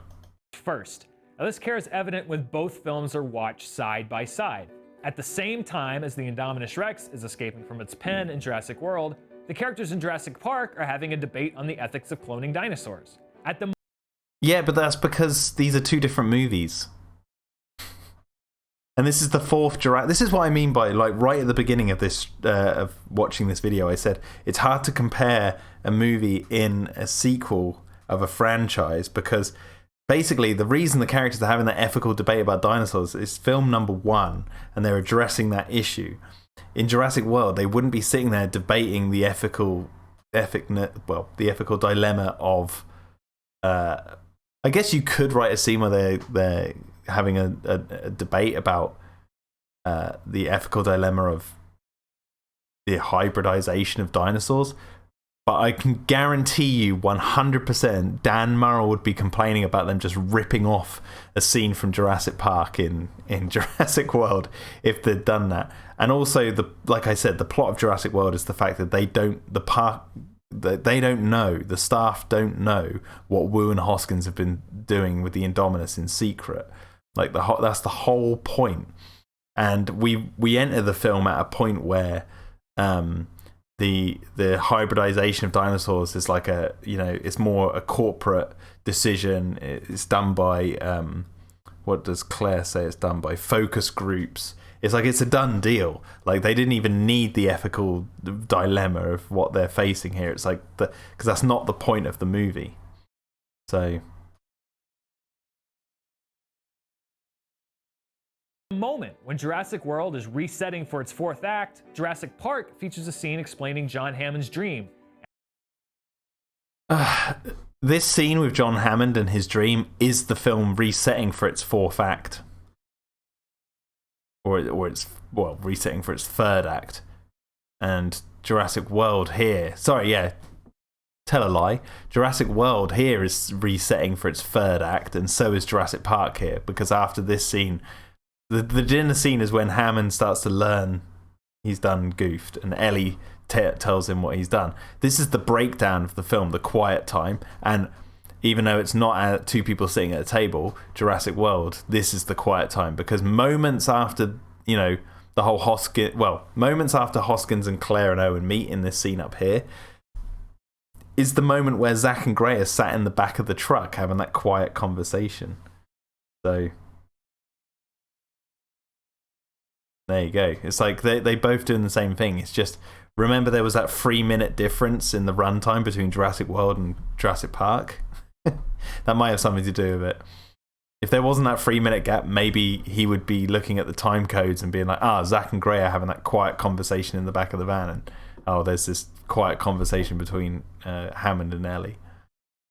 And the consequences it has on the people that he loves. The only thing that matters now are the people we love. The reason Jurassic Park works is because we care about the characters, not the dinosaurs. The dinosaurs are cool, but we're invested in whether the characters survive first and foremost, and that's what leads to genuine terror and suspense. Jurassic World asks us to cheer for the Mosasaurus because it kills the Indominus Rex, but we knew that was inevitable. Our characters are literal bystanders at this.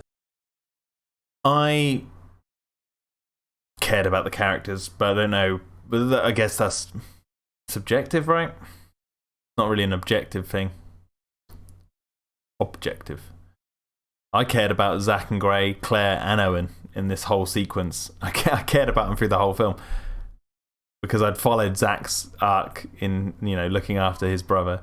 And he says that these characters become literal bystanders at this point. Isn't there that shot of Grant and the kids and Ellie in the visitor center where they watch the raptors attack the T-Rex? Aren't they literal bystanders in that sequence as well? I know I did a bit of whataboutism there, but I think it was just.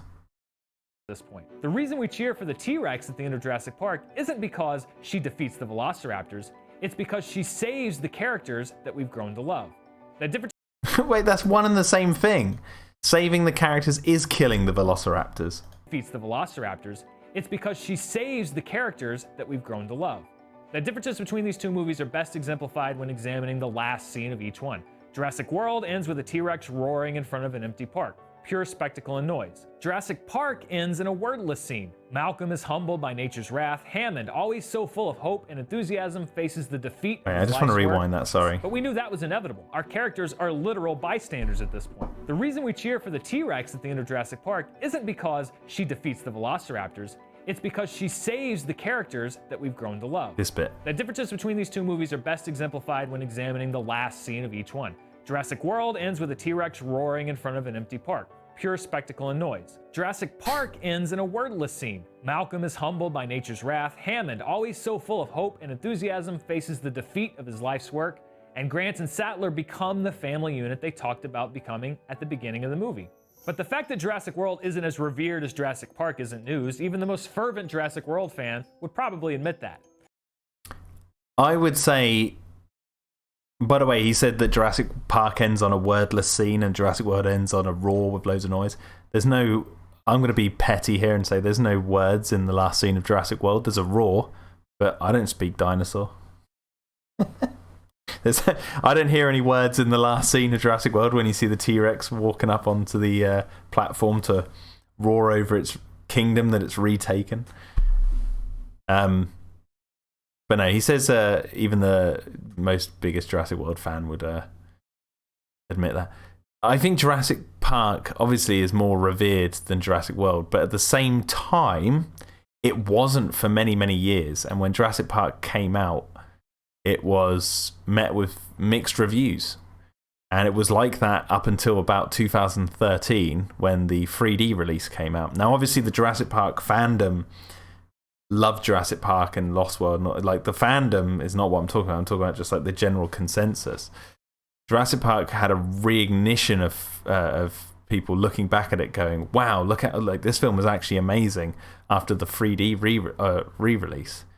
And Jurassic World had a pretty big reception right from the outset. So if we were to compare their actual releases, I think Jurassic Park made more of an impact because of its effects, not so much its characters. Because if you go back and read some of these reviews from 1993, a lot of people slated the characters as being two-dimensional and boring, and me and Malcolm just talks too much and all this sort of stuff.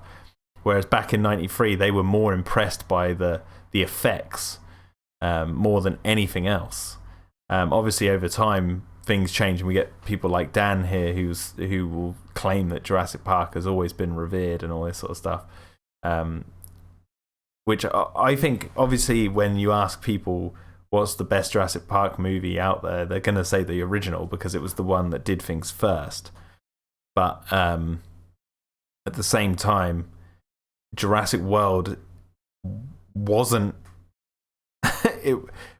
as hated as much as Jurassic Park was when it came out. Now, that might sound really controversial, but if you trust me and go back and read some of the old reviews from Jurassic Park, which you can find online, and watch some of these interviews and stuff and reviews on YouTube, it's not all positive. It's audiences did like it, but critics were all over it, whereas the opposite kind of happened with Jurassic World. So I think it actually, let me reinstate my opinion on this. I think it's almost unknowable which one was more revered. Let me just see. Rattler become the family unit they talked about becoming at the beginning of the movie. But the fact that Jurassic World isn't as revered as Jurassic Park isn't news. Even the most fervent Jurassic World fan would probably admit that. The important question is, why does this matter? Why spend so much time comparing these two when the high quality of the original film isn't even in question? I'm not trying to tell you that you're wrong for liking The high quality of the original isn't even in question. You should question everything. Question it all. Question everything, because you might learn some things. You might take off those rose-tinted glasses, Dan, and actually see some things. I'm not saying that that would make you hate Jurassic Park, but you might not ignore certain facts from future films and think that, you know, you're right about everything about that film when you ignore certain things from it that actually prove why it's better than you're giving it credit for. You got to look at everything with a as clear eye as possible, like the clearest eyes. Jurassic World, or that you have to agree with me. But I do think it's important to point out what great movies do well and what mediocre movies do poorly. All too often, it seems like we're told to choose between high-budget blockbuster action films and smaller story-driven movies. But the fact is, we don't have to make that choice. And if we as an audience make it clear that we expect more, then maybe the studios will actually listen. It's the characters we love, not the effects. And we owe it to ourselves to make sure that great characters and great stories in blockbusters don't go extinct. So those are my thoughts on Jurassic Park and Jurassic World. What did you think? And what two movies would you like to see us put side by side? Let us know in the comments below. And until next time, I'm Dan Merle. Thanks again. Well, there we go. There was that video. What can I say about this? It's messy and a bit pointless, really. It's like it. Yeah, that's really it. It's pointless. I really don't see why. What was the point of this video other than Dan Murrell wanted to have a rant about Jurassic World? Yeah, they are all superhero movies at the end. Well, there was Get Out, wasn't there?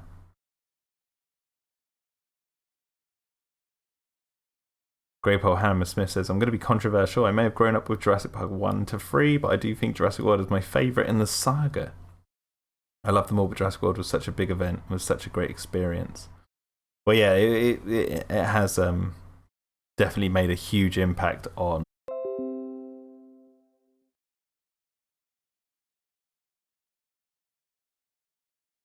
Okay, sorry about that. I don't know what happened. The stream just cut out. I'm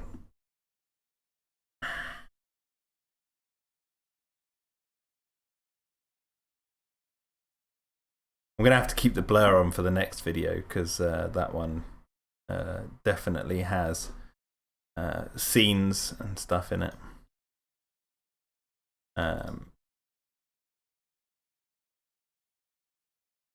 Paste it in. I'm going to go make a new cup of tea before I watch this. And then we'll be back to watch this. Okay, so I'm just going to go make a new fresh cup of tea, and then I will be back to discuss Mike Hill's video. Do you know what? I'm going to risk it. I'm not going to have a blur. We'll see what copyright says. I'm hoping the fence kind of... Actually, can I have a slight blur? Let's see. Can we do filters? No. Can we do opacity? Look.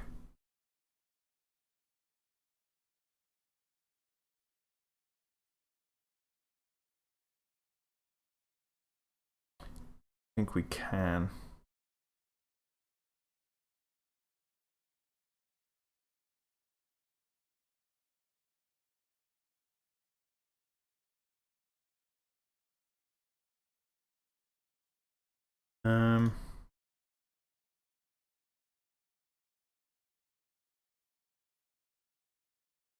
This might work.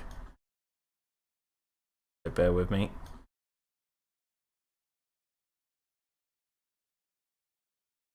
Nope.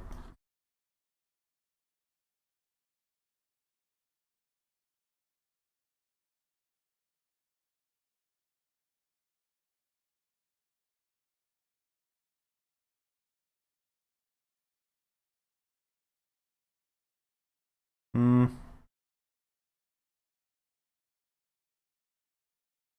you know what? I'm not even going to bother.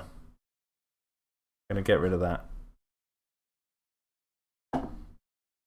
We're just going to wing it and hopefully won't get copyrighted. But yeah, I'm going to go make a new tea and then I will be back. So 1 second, guys.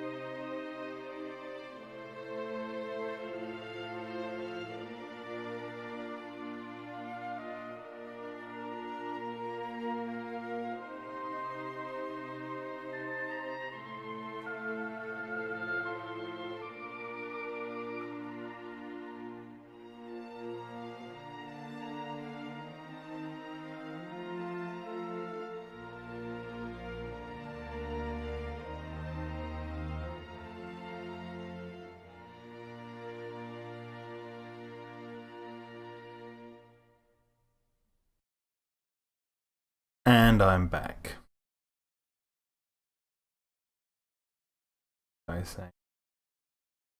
Big Shark 9000 says, this was actually my first time watching this video. I did not know it existed. Ooh, YouTubers got a plethora of videos about Jurassic and other such stuff. And I've watched nearly all of them. Right, so look at this. Look at this lovely mic stand. Ooh, isn't it great? I might actually bring it lower. There we go. So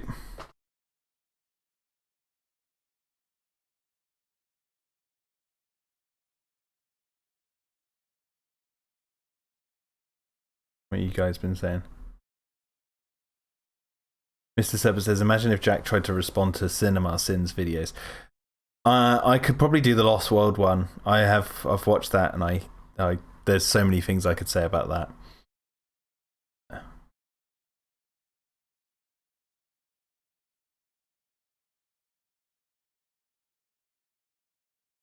I'm just seeing what you guys are saying.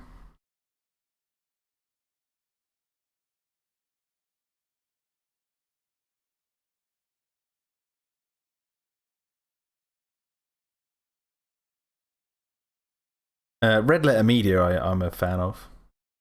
I disagree with them on a couple of points, but I find their videos hilarious. Greynoll, no one could argue with Mr. Plinkett, he's a character.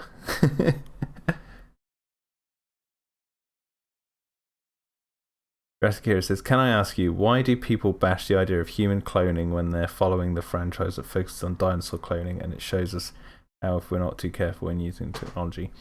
I don't understand why people think that shouldn't be in the series. It makes sense. Again, it's like any idea. It's how it's handled. Cinema Sins is meant to be a joke, but the thing is, a joke is funny if it is actually based in truth, in some form of truth. And there's a lot of Cinema Sins videos where what they're saying, they just make up something and expect it to be funny because they've just made up something. And it's like, well, if the film contradicts the thing you've made up, then that doesn't make the joke funny. That's why I prefer like how it should have ended. They're funnier because it's like, you know that their jokes are based in sort of a truth of like how it should have ended. No, I've never played Scan Command. I don't think my friend Ansel is going to join us. I think he's he's not seen any of the messages, so I'm guessing he's doing something. He's doing something else. Anyway, shall we watch this Mike Hill video? Okay, let me make sure. Yeah, we're all good. We're all good. Right, let's do this. I just realised there's like lots of talk about human cloning, and there was loads of me on screen, like going off into the void.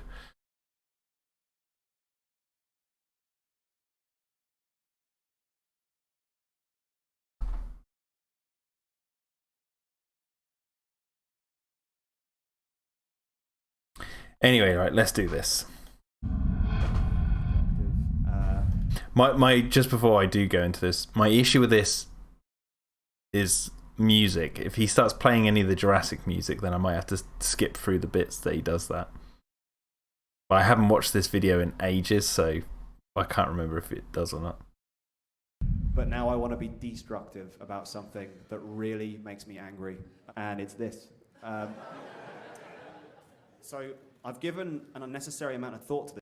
He's really angry about the logo that doesn't have the lines inside the letters because this is an edited fan version. That's what he's really annoyed at.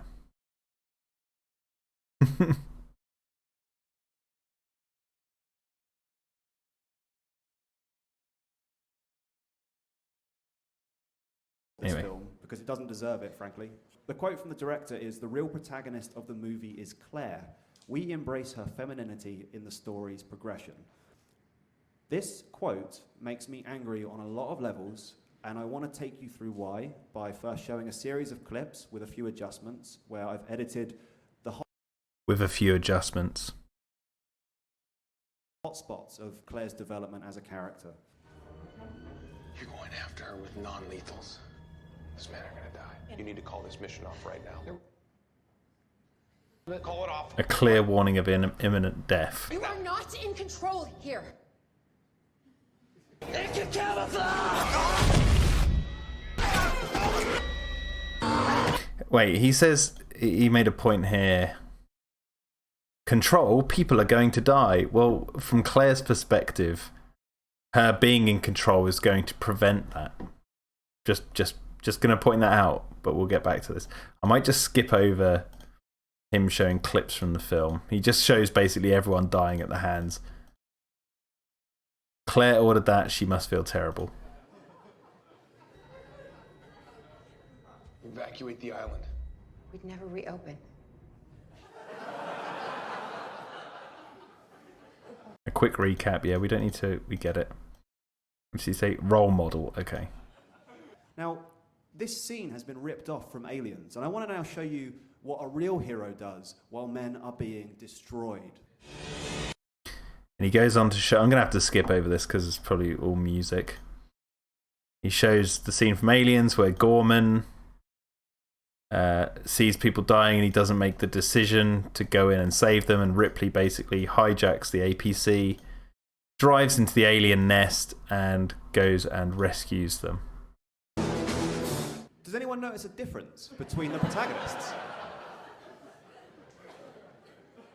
I literally cannot comprehend who allowed this woman to be the central character of the movie. So we just saw Ripley, and basically we've got more in common with our character with Gorman. That basically Gorman is the scared guy that gets a lot of people killed, but you're going to see that actually Gorman is a much better person than Claire. Gorman was the person in charge in Aliens to call the shots. In Jurassic World, Simon Masrani is calling the shots in the control room. But Mike Hill won't address that because that completely undoes his argument here. So in the next scene, we're going to show what happens to Claire after having just let a load of innocent men die. Evacuate the island. He will kill everything that moves. Brady, if you're not going to help, there's no reason for you to be in here. Real protagonist of the movie is Claire.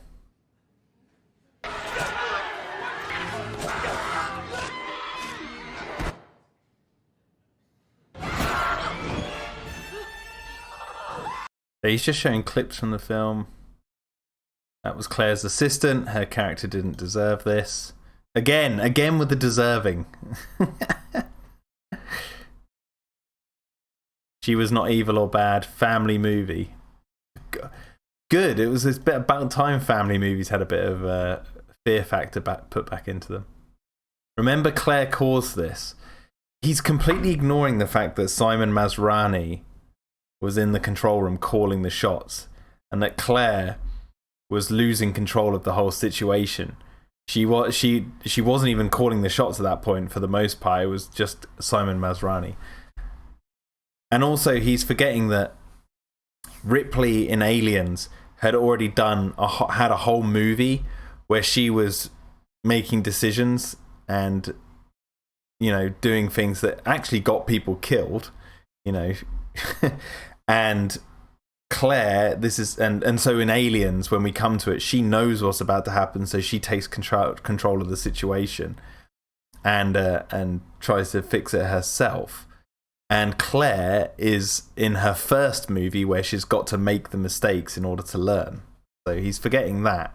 Really, you can compare Owen in that control room to Ripley. And Owen, Mike Hill, Owen is one of the main characters. And Owen is a role model. And Claire, she's not so much like Gorman because Gorman wasn't calling the shots. I don't think you could compare Claire to anyone in Aliens because there's not really a character who is like her in Aliens, really. Maybe, well, I mean, maybe you'll bring it up. Oh, stop showing clips. Copyright. Right, okay. Get on to the point. Role model.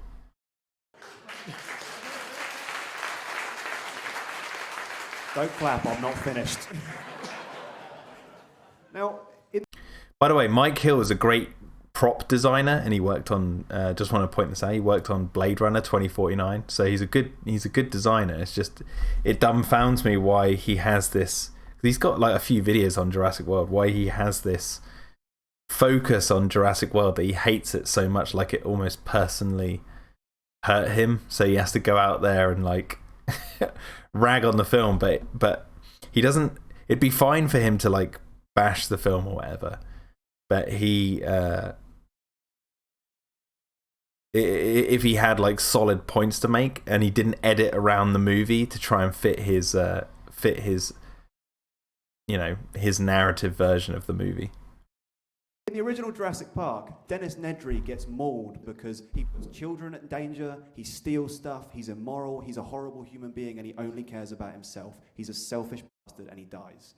This woman literally did nothing wrong. But then I started thinking about who is Claire in the context of this story? And I was thinking about Gorman again. You know, the guy in Aliens who basically makes a stupid decision and gets people killed. And then I started thinking about his arc as a character. And this is how his arc ends. Yeah. Okay, Gorman goes back to save Vasquez and then he dies, sacrifices himself. I'm just skipping because it's copyright.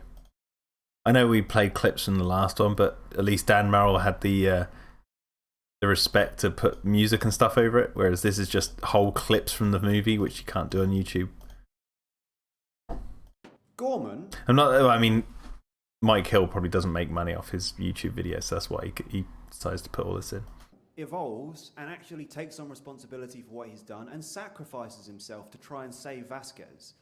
I bet he doesn't show the scene where Claire decides to release the T-Rex and all that sort of stuff and saves the kids in the van. Like, she drives the van and saves the kid's life by outrunning the raptors and, you know, doing all that sort of stuff, like making sacrifices, putting her life in danger to save the family members. This is a hero, and he's a secondary character. This guy's inspiring compared to Claire. Now, I started thinking a bit more about it, and I started thinking, is Claire Ripley? Well, God, no. Ripley sacrifices to save Newt. She tries to save the troops. Is she Gorman? No, because Gorman sacrifices himself because he realised he's done something immoral and he was weak. And then I realised, Claire is fucking Burke. He is a selfish corporate interest dickhead that gets a lot of people killed. And what is she? A corporate interest dickhead that gets a lot of people killed. Only Burke outrightly tries to get people killed. Like, he goes out of his way to get people killed. Claire doesn't do that. That's a key difference in these two characters.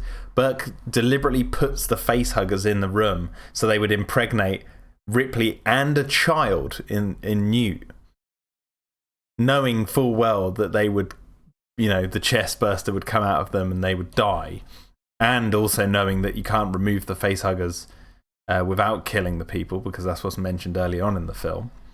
So Burke actually, as a character, goes out of his way to kill characters. Claire doesn't do that. Gets a suitable ending, that everyone's judged Burke because he was a bad person and then he died.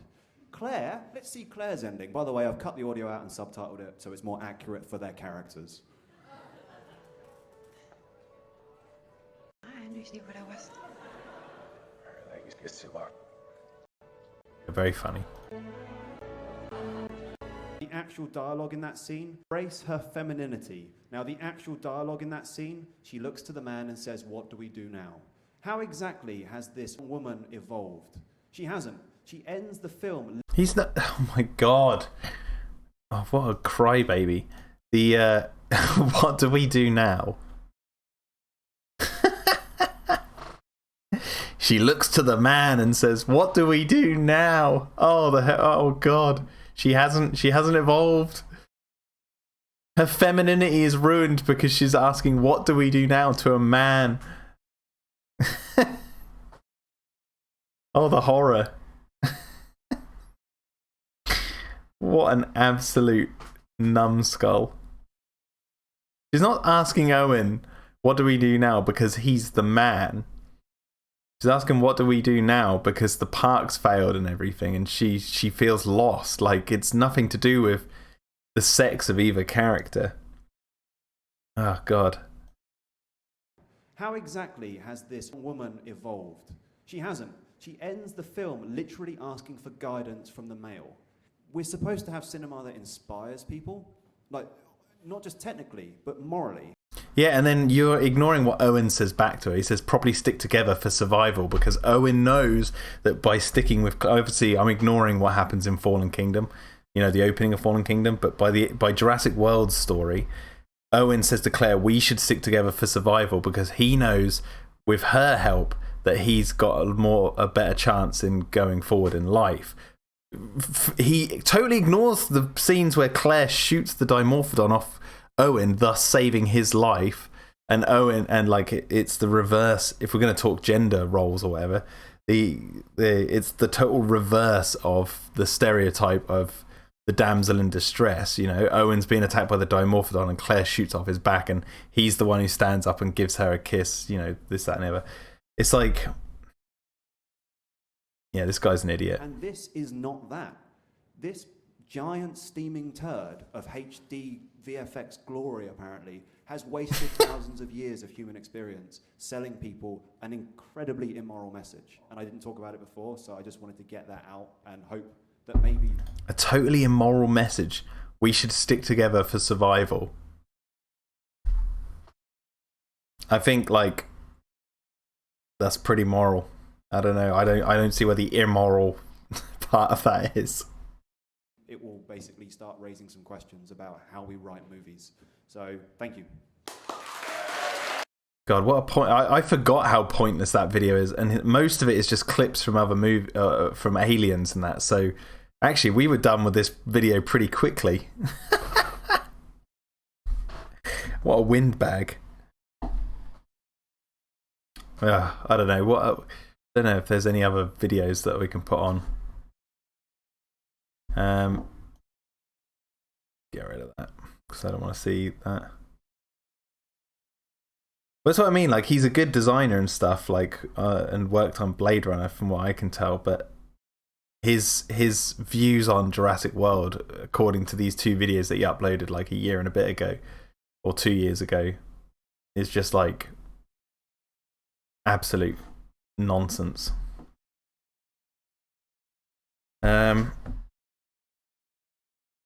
Yeah, I don't know. Should we? Just gonna see about. Let's just see what other videos we got here. What can we put on?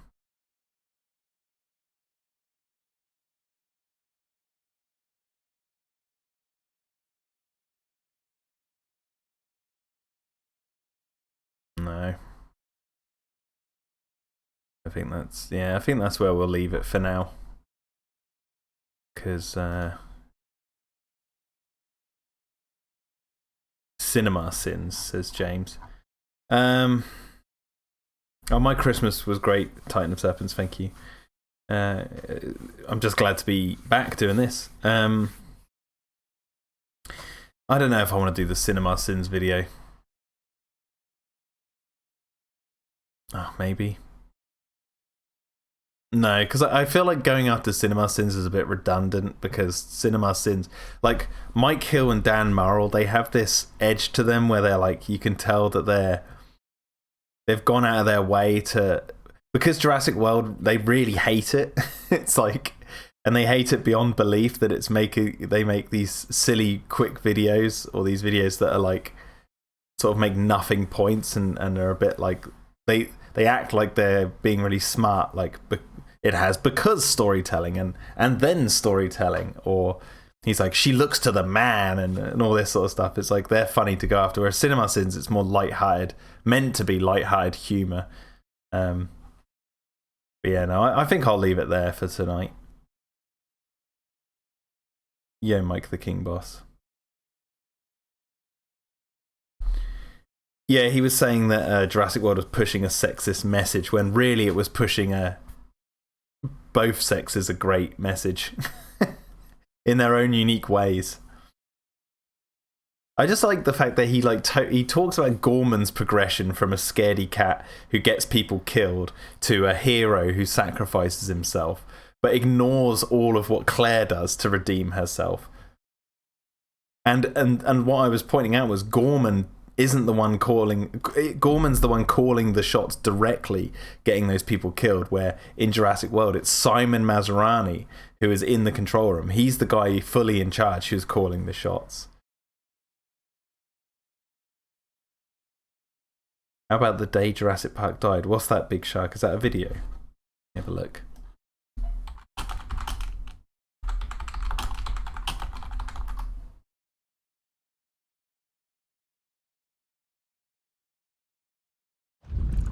Oh, I'm just having a look at this quickly. And entertaining have been able to bring the original characters appear to have any logic.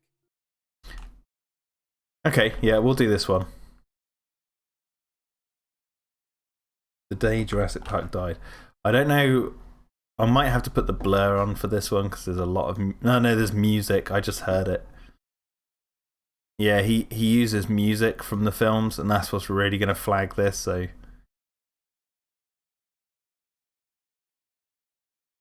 Yeah, no. Maybe I'll have to do it one day, but yeah, no. I'm going to end the stream now.